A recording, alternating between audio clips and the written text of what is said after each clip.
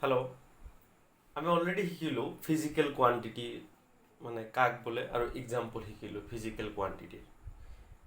আমি তাৰপিছত এইখিনিও জানিছোঁ যে ফিজিকেল কোৱান্টিটি যিটো ভৌতিক ৰাশি আছে টু টাইপছ। ফিজিকেল কোৱান্টিটি আৰু টু টাইপছ। এতিয়া আমি সেই ফিজিকেল কোৱান্টিটি যে টু টাইপছ কি কি আছিল, এটা আছিল fundamental quantity, number one fundamental quantity, আৰু এটা আছিল ডেৰিভেট কোৱান্টিটি।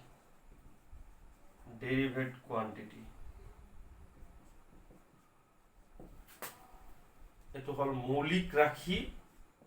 যে ভৌতিক ৰাশি কেই প্ৰকাৰ আছিল, দুই প্ৰকাৰ। এটা হ'ল মৌলিক ৰাশি, এইটো হ'ল যৌগিক ৰাশি।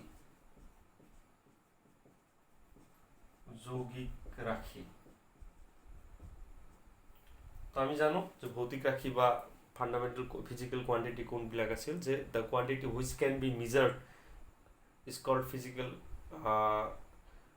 Physical quantity. ভৌতিক ৰাশি কাক কোৱা হয়, যে যিবোৰ ৰাশি আমি জোখমাখ কৰিব পাৰোঁ সেইবোৰক কি বুলি কোৱা হয়, ভৌতিক ৰাশি বুলি কোৱা হয়। দুই প্ৰকাৰ আছিল, এটা হ'ল মৌলিক ৰাশি আৰু এটা হ'ল যৌগিক ৰাশি। এতিয়া আমি মৌলিক ৰাশি আৰু যৌগিক ৰাশিৰ ডেফিনেশ্যন চাম, যে কোনবিলাক মৌলিক ৰাশি, কোনবিলাক যৌগিক ৰাশি। এক্সাম্পল সে ফাণ্ডামেণ্টেল কোৱান্টিটি মই এটা এনে লৈছোঁ, যে লেন্থ লৈছোঁ, বা ইয়াতে লৈছোঁ স্পীড। লেন্থ মানে হ'ল দৈৰ্ঘ্য আৰু স্পীড মানে হ'ল দ্ৰুতি। এতিয়া চোৱা, স্পীড যদি যেতিয়া কম তেতিয়া তাতে ডিষ্টেঞ্চ বাই টাইম থাকিব। মানে দূৰত্ব বাই সময়। তো দূৰত্ব বাই সময় ক'লে তাতে দুটা কোৱান্টিটি জড়িত হৈ আছে, কিন্তু ইয়াতে যেতিয়া দৈৰ্ঘ্য কম তাতে এটা কোৱান্টিটি জড়িত হৈ আছে। এই যিবিলাক ছিংগল কোৱান্টিটি, এইটো ডিপেণ্ড নকৰে কোনো কোৱান্টিটিৰ ওপৰত, এইটো কোৱা হ'ব ফাণ্ডামেণ্টেল কোৱান্টিটি। যিটো ৰাশি দৈৰ্ঘ্য ৰাশিটো ই বেলেগ কোনো ৰাশিৰ ওপৰত নিৰ্ভৰ নকৰে, ই ইণ্ডিপেণ্ডেণ্ট হয়, নিৰপেক্ষ হয়। তো এইবিলাক কি ৰাশি, মৌলিক ৰাশি। কিন্তু যেতিয়াই মই স্পীডৰ কথা ক'ম, দ্ৰুতিৰ কথা ক'ম, তুমি এৰ পৰা বি পজিশ্যনলৈ গৈছা, ইয়াতে এটা ডিষ্টেঞ্চ থাকিব আৰু এৰ পৰা বিত যাওঁতে এটা টাইম লাগিব। তো ইয়াতে দুটা কোৱান্টিটি জড়িত হৈ থাকিব। তো এইটো স্পীডটো ডিষ্টেঞ্চৰ ওপৰতো নিৰ্ভৰ কৰিব, টাইমৰ ওপৰতো নিৰ্ভৰ কৰিব বা ডিপেণ্ড কৰিব। তেতিয়াহ'লে এই স্পীডটো হ'ব কি ৰাশি, ডেৰিভেটিভ কোৱান্টিটি, আৰু এই যিটো লেন্থ হ'ব এইটো হ'ব ফাণ্ডামেণ্টেল কোৱান্টিটি। তো ডেফিনেশ্যন লিখি দিছোঁ। So the quantities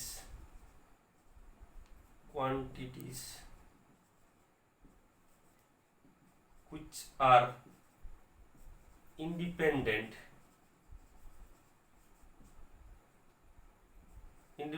to each other are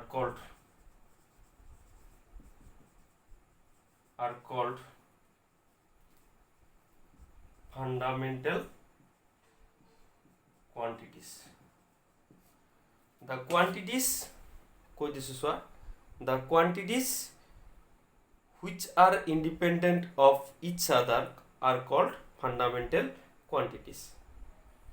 তো যদি আমি অসমীয়াত লিখো কি ক'ম, যে যিবোৰ ৰাশি পৰস্পৰ নিৰপেক্ষ, সিম্পল ডেফিনেশ্যন দি আছোঁ, যিবোৰ ৰাশি পৰস্পৰ নিৰপেক্ষ, ইণ্ডিপেণ্ডেণ্ট, সেইবোৰ ৰাশিক মৌলিক ৰাশি বোলে।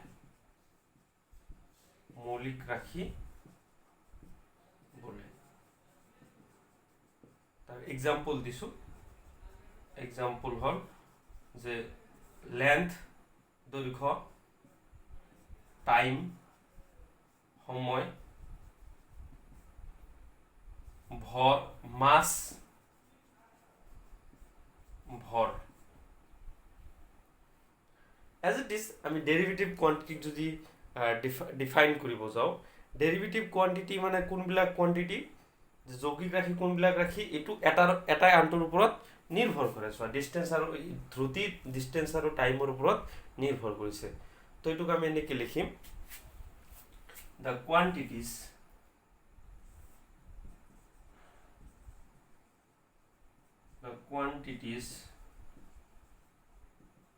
which are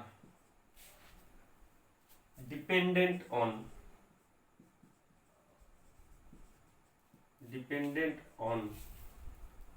fundamental quantity, dependent on fundamental quantities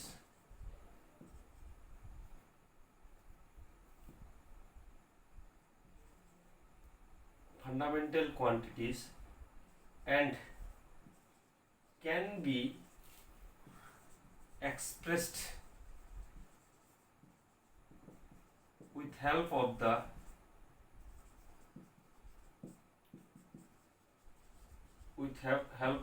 fundamental quantities are called derivative quantities.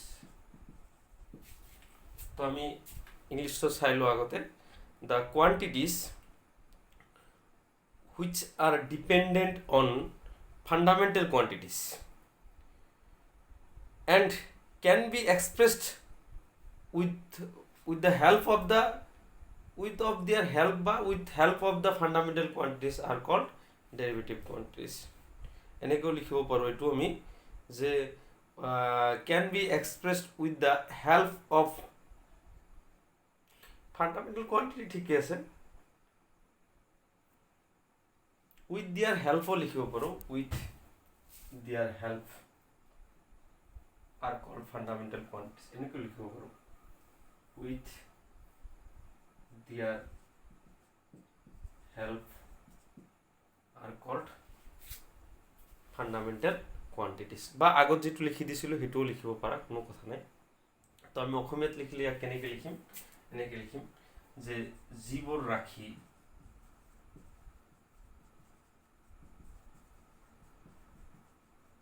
মৌলিক ৰাশিৰ সহায়ত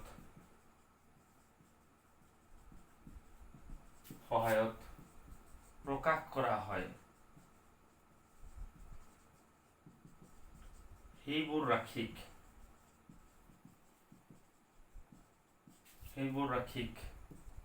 যৌগিক ৰাশি বোলে।